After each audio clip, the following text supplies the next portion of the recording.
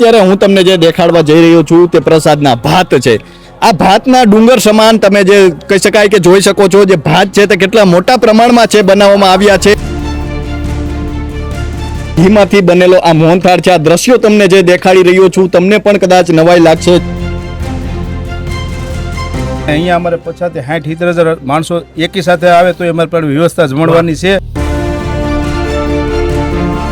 બનાવવાનું ચાલુ અમારે રોજ રાતના 11-12 વાગ્યાથી શરૂ થાય છે સવાર માટે તૈયારી સાથે। અને અહીંયા લાઈવ ઢોકળા જોઈ રહ્યા છો।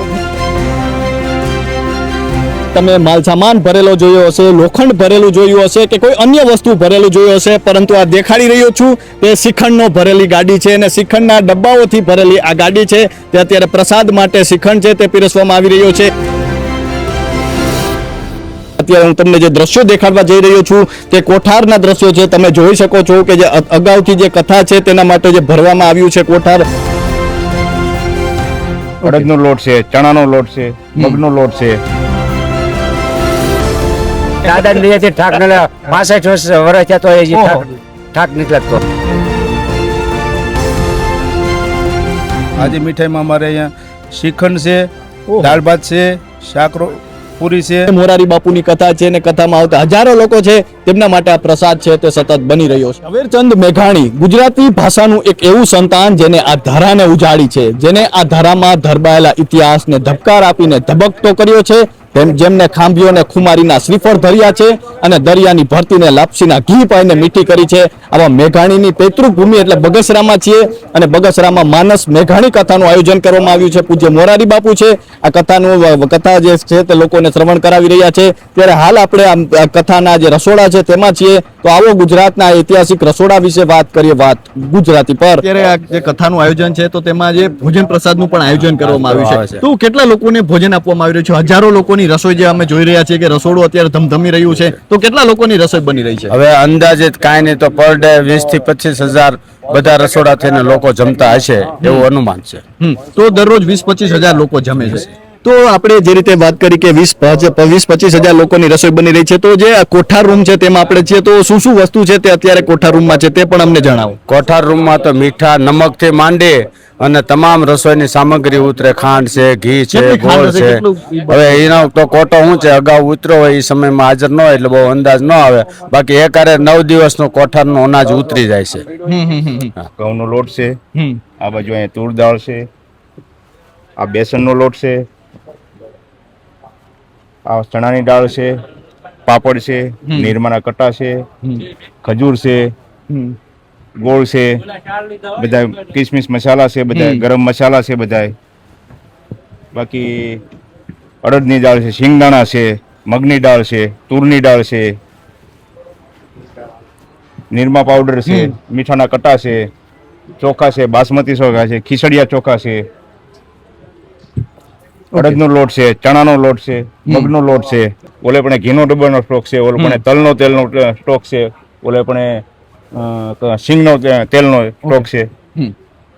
તો જે રીતે આપણે જોઈ રહ્યા છીએ કે સૌથી મોટું રસોડું છે ને જે અત્યારે હું તમને જે દ્રશ્યો દેખાડવા જઈ રહ્યો છું તે કોઠારના દ્રશ્યો છે। તમે જોઈ શકો છો કે જે અગાઉથી જે કથા છે તેના માટે જે ભરવામાં આવ્યું છે કોઠાર, તેમાં અનેક પ્રકારના અનાજો છે, તાજા તેલના ડબ્બા છે, ઘીના ડબ્બા છે અને હજારો લોકોનું રસોડું છે તે અત્યારે ધમધમી રહ્યું છે। હવે આગળ આપણે રસોડાની પણ આવો મુલાકાત લઈએ। તો જે રીતે તમે જોઈ શકો છો કે જે આ રસોડું છે તેમાં મીઠાઈ છે, અત્યારે આપણે જોઈ શકીએ છીએ કે જે મીઠાઈની ચોકીઓ છે તેનો અત્યારે થર છે તમને જોવા મળી રહ્યો હશે। શું કહેશો કાકા, આ મીઠાઈ આટલી બધી બની રહી છે, કેટલા લોકોની મીઠાઈ છે અને શું બન્યું, મીઠાઈમાં શું બન્યું છે? અહીંયા આપણે બગસરા રામકથામાં સૌને પહેલા જય સિયારામ કથામાં વધુ લોકો સાંભળવા આવે અને પ્રસાદ બપોરે અહીંયા પ્રસાદ લઈ એ સૌને કથા યજમાન પરિવાર તરફથી સૌને આમંત્રણ છે। અને રોજ અહીંયા અમારે 23-24,000 લોકો જમી શકે એટલે અમે વ્યવસ્થા કરેલી છે। અને અહીંયા બી રસોડું છે, આપ જોઈ શકો છો, બધા મીઠાઈ બનેલી છે, અમે લોકો અહીંયા પીરસે બધા પીરસીને અમે જમાડી છે। ઓલી બાજુ બે પણ રસોડા છે અને અહીંયા રોજ અમારે 24-25,000 માણસો જમે છે અને અહીંયા અમારે 50-60-70,000 માણસો એકી સાથે આવે તો અમારે પણ વ્યવસ્થા જમણવાની છે અને પૂર્વ તૈયારી સાથે અમારે લોકો બહોળી સંખ્યામાં આવે અને અમારે અહીંયા પ્રસાદનો લાભ લેવી સૌને આમંત્રણ। જય સિયારામ।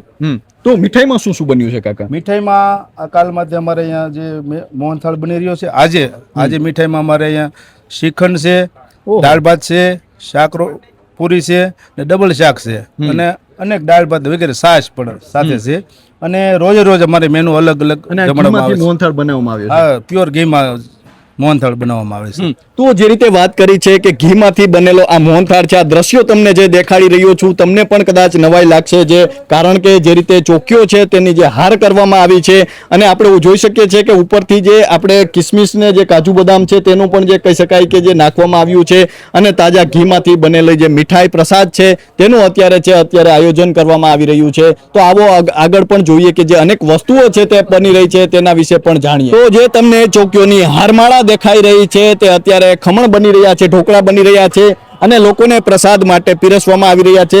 શું કહેશો કાકા, આટલા બધા જે અત્યારે જે ઢોકળા બની રહ્યા છે આની શરૂઆત ક્યારથી થઈ અને કોણ બનાવી, કેટલા વાગ્યાથી બનાવવાનું શરૂ થઈ ચૂક્યું છે? અમારે આ રસોઈ બનાવવાનું ચાલુ અમારે રોજ રાતના 11-12 વાગ્યાથી શરૂ થાય છે ઓહો. સવાર માટે પૂર્વ તૈયારી સાથે. અને અહીંયા લાઈવ ઢોકળા તમે જોઈ રહ્યા છો. આ બાજુ બધા મશીન દ્વારા બની રહ્યા છે. આ ભાઈઓ બધા મહેનત રાતને દિવસ સતત મહેનત કરી રહ્યા છે અને આ રસોઈ અત્યારે ગરમે ગરમ બધું બને છે અને સામે છે બધા અમારે ઢોકળા બનાવવાનું લાઈવ ઢોકળા છે. ઓહો, લાઈવ ઢોકળા બધા ઓહો. જે લોકો જમવા લાઈવ ઢોકળા માટે બધી પૂર્વ તૈયારી સાથે બધા જો સ્વયંસેવકો બધા અને અહીંયા અમારે રસોઈયા બધા રસોઈ કરી રહ્યા છે અને ખૂબ સારી રસોઈ બનાવી રહ્યા છે. એટલે કેટલા લોકો એમાં રોકાયેલા છે આમાં લાઈવ ઢોકળા બનાવવામાં? લાઈવ ઢોકળામાં અત્યારે બધા ભાઈઓ મેં 10-12 જણા સતત રાતને દિવસ મહેનત કરીએ છીએ ઢોકળા માટે જ તે. અહીંયા રસોઈ બને એમાં ઘણા રસોઈ બધા રસોઈ કરી રહ્યા છે અને પૂર્વ તૈયારી સાથે બધા રસોઈ કરી રહ્યા છે. જી, તો આપણે જોઈ રહ્યા છીએ કે 10 થી 12 લોકો છે આમાં જે અત્યારે આપણે લાઈવ ઢોકળા છે તે બની રહ્યા છે અને ઢોકળા બનવાનું અત્યારે સતત ચાલુ છે. ચોકીઓ છે ભરાઈ રહી છે, હજારો લોકોની રસોઈ છે તે અત્યારે બની રહી છે. તો આપણે જોઈ શકીએ છીએ કે રોટલી પણ બની રહી છે, ગરમા ગરમ પૂરી બની રહી છે.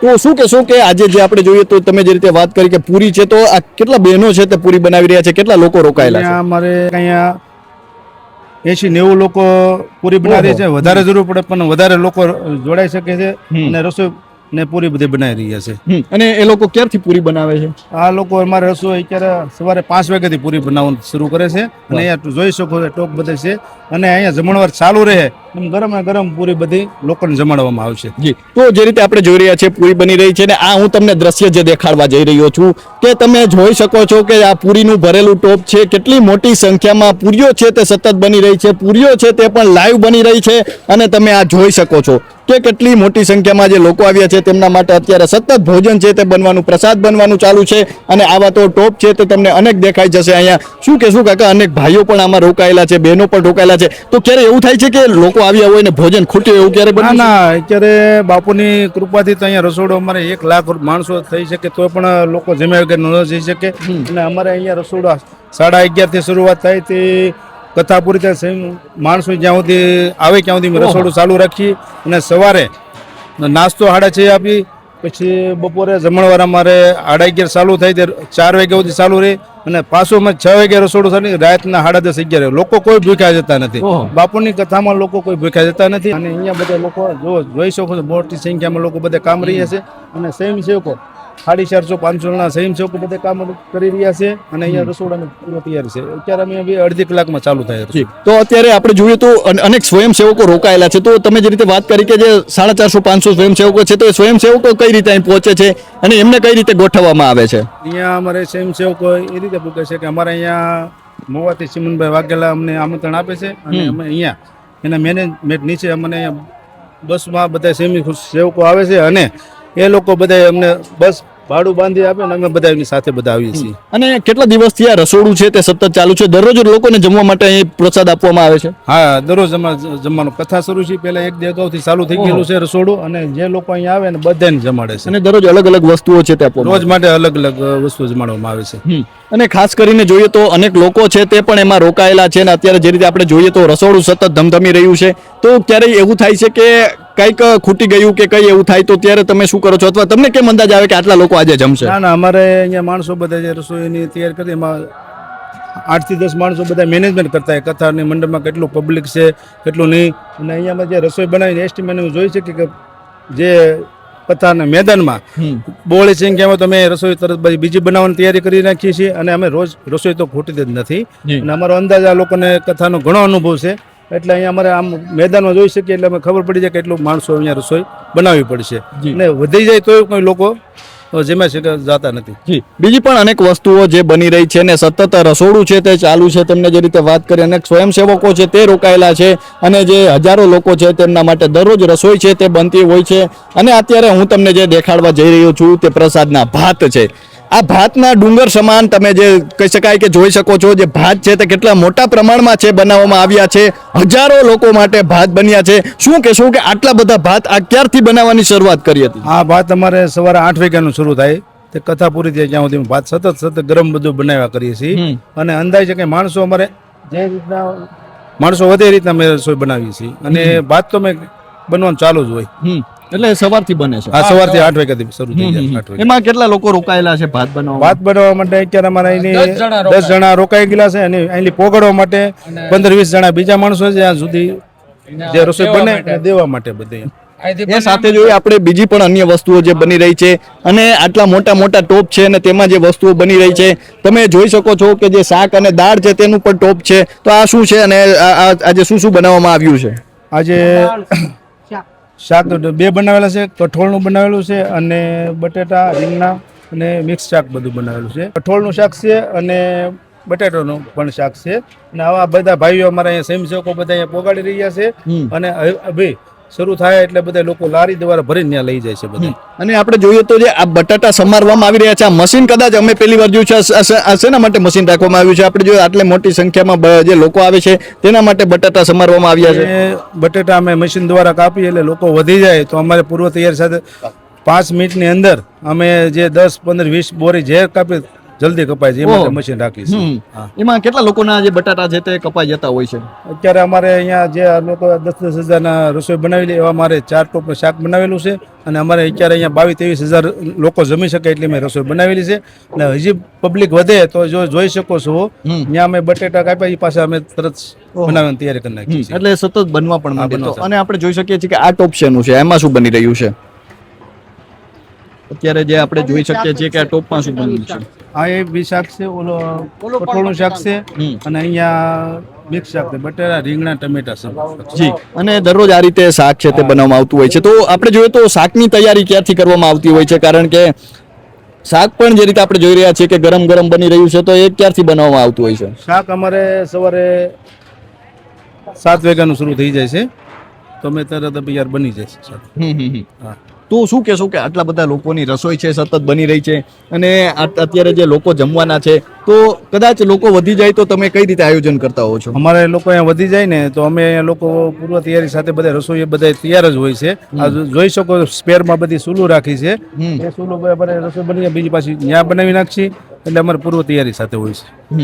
તો જે રીતે આપણે જોયું કે રસોડું છે સતત ધમધમી રહ્યું છે અને રસોડામાં જે અનેક વસ્તુઓ છે તે બનવાની ચાલુ છે અને મોરારી બાપુની કથા છે અને કથામાં આવતા હજારો લોકો છે તેમના માટે આ પ્રસાદ છે તે સતત બની રહ્યો છે. તો જે રીતે અનેક પ્રકારની રસોઈ બની રહી છે પરંતુ એમાં પણ તમે ખાસ કરીને સૌરાષ્ટ્રમાં આવો ઝવેરચંદ મેઘાણીએ છે આ ભૂમિમાં ખૂબ ઇતિહાસને ઉજાડ્યો છે ને સૌરાષ્ટ્રની ભૂમિમાં આવો અને તમને છાશ જોવા ન મળે તેવું ન બને એટલે પ્રસાદમાં છાશ પણ રાખવામાં આવી છે. શું કહેશો કે છાશ પણ છે અને અત્યારે છાશ સતત બની રહી છે? શું કહેશો? અત્યારે ઉનાળાની ઋતુ શરૂ થઈ જાય અને ધોમ તડકામાં બિલકુલ લોકો છાશ પી શકે એ માટે અમે જમીન લોકો બહાર નીકળી અમે કાઉન્ટર ગોઠવ્યું છે અને અહીંયા અમારે છાશ બનાવવાળી જયંતિભાઈની ટીમ સાથે બધા સ્વયંસેવકો જે છાશ બનાવે છે અને સતત સવારથી 3 વાગ્યાની છાશ બનાવવાનું ચાલુ કરે તો 11 માઇન પૂરું થાય છે અને સતત એ બનાવવાનું ચાલુ છે છાશ. જી તો જે રીતે આપણે જોઈ રહ્યા છીએ કે છાશ સતત બનાવવાનું ચાલુ છે.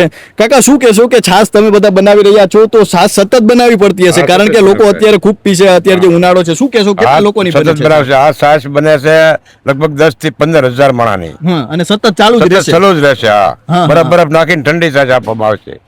ઠંડી છાશ આપો અને દરરોજ આપવામાં આવે? દરરોજ આપો ને. હા અને તમે જ બધા બનાવો છો?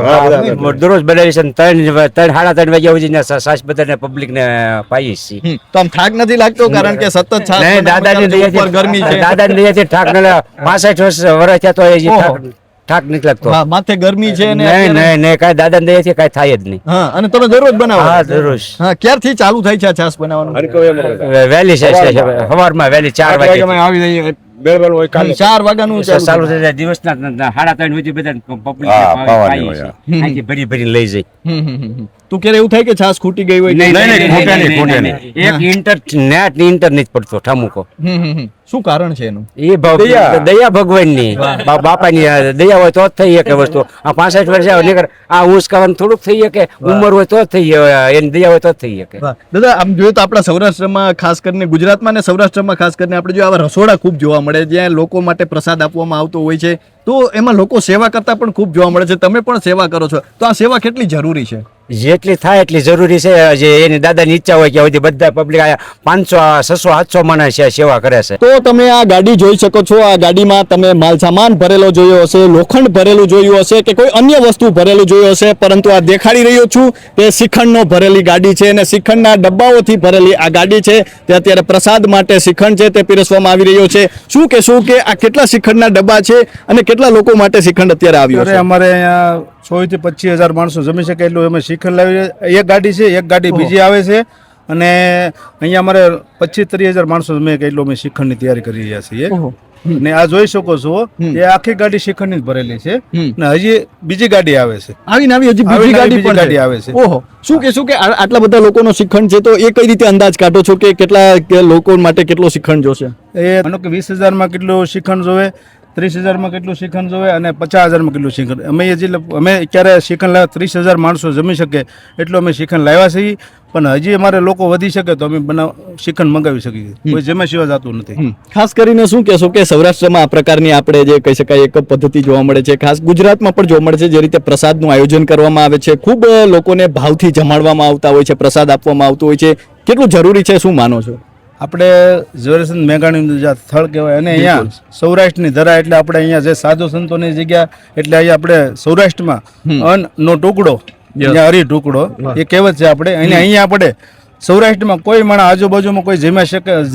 જીમા સિવાય જઈ શકે નહીં એવી આજુબાજુ પણ જગ્યાઓ છે અને આપણે સૌરાષ્ટ્રમાં આખા ભારતમાં આખા વિશ્વમાં સૌરાષ્ટ્ર બધે વખાણાય છે અને અહીંયા અમે જે 400-500 સ્વયંસેવકો બધા આવ્યા છીએ અમે નેસોડ ગામથી આવેલા છીએ બધા સ્વયંસેવકો અને અમને અહીંયા સેવા કરવાનો ખૂબ મોકો મળ્યો અને અમે અવારનવાર કથામાં અમારે સ્વયંસેવક તરીકે ફરજ બજાવવાના આવે તો અમે એટલા બધા ધન્ય અનુભવી છીએ કે અમારે આમ કામમાં એટલું બધું ઉત્સાહ રહે કે અમે લોકો આમ જમાડવાને અમને બહુ મજા આવે છે દરરોજ બપોરે પ્રસાદ રાખવામાં આવશે રોજ બપોરે પ્રસાદ રાખવામાં આવે છે સાંજે પણ જમવામાં આવે સવારે પ્રસાદ હોય છે અને સવારે પણ આપવામાં આવે છે બપોરે જમણો સાંજે પણ જમણવારમાં આવે છે. અને દરરોજ અલગ અલગ વસ્તુ આપવામાં આવે છે રોજ અલગ અલગ શું આપવામાં આવતું હોય છે પ્રસાદ રોજ અમારે 8 થી 9 મેનુ બધે અલગ બનાવવામાં આવે છે અને રોજ અમારે મીઠાઈ હોય એક મીઠાઈ ડબલ શાક દાળ ભાત શાક રોટલી પાપડ ને છાશ વગેરે પીરસવામાં આવે છે અને સ્વયંસેવકો પણ આવે છે સામેથી કારણ કે આપણે જોયું આટલા બધા લોકોને જ્યારે ભોજન પીરસવાનું હોય ત્યારે લોકોની પણ ખૂબ જરૂર પડે તો એ સ્વયંસેવકો પોતાની રીતે જ આવે છે